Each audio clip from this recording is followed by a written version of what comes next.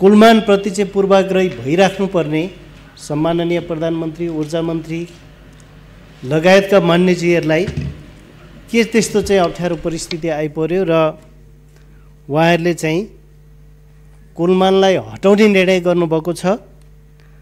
म र हाम्रो पार्टीको तर्फबाट र हामी सम्पूर्ण प्रतिपक्षी दलको चाहिँ तर्फबाट म यस निर्णयको चाहिँ घोर भर्त्सना गर्दछु र अहिलेको जुन परिस्थिति पनि त्यस्तै खालको छ। एउटा प्रतिगामी शक्तिहरू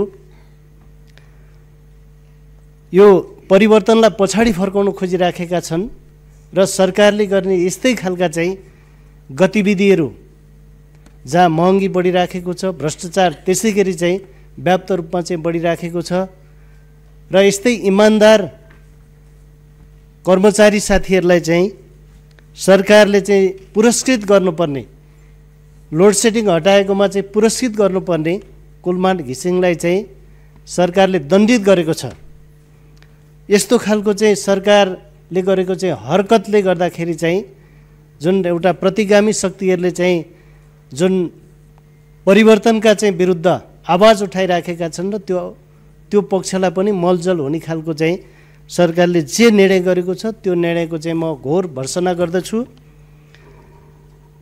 र अहिले सडकमा पनि त्यही खालको चाहिँ परिस्थिति बनिराखेको छ। प्रतिरोध जुलुसहरू चाहिँ भइराखेको छ। देशव्यापी चाहिँ विरोध सभा र विरोधका कार्यक्रमहरू पनि भइराखेको स्थिति छ।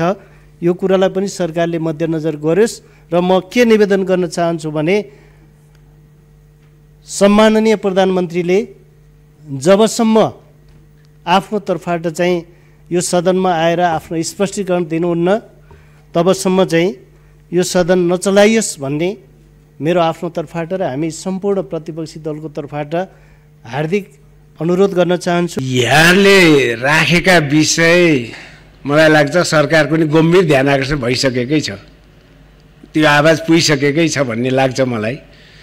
त्यसले गर्दा अब यो विषयमा अब हाम्रो पनि यहाँ ध्यान आकर्षण भएको छ, हामी चाहिँ गम्भीरता छ त्यो विषयमा हामी पनि कुरा गर्छौँ। अहिले बसौँ र बैठक सञ्चालन गर्नको लागि सहयोग गर्नुहोस्, म फेरि पनि आग्रह गर्न चाहन्छु।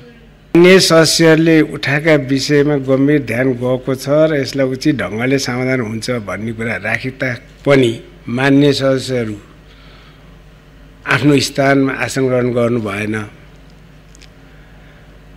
त्यसले गर्दा यो बैठक अहिलेलाई 15 मिनेटको लागि स्थगित।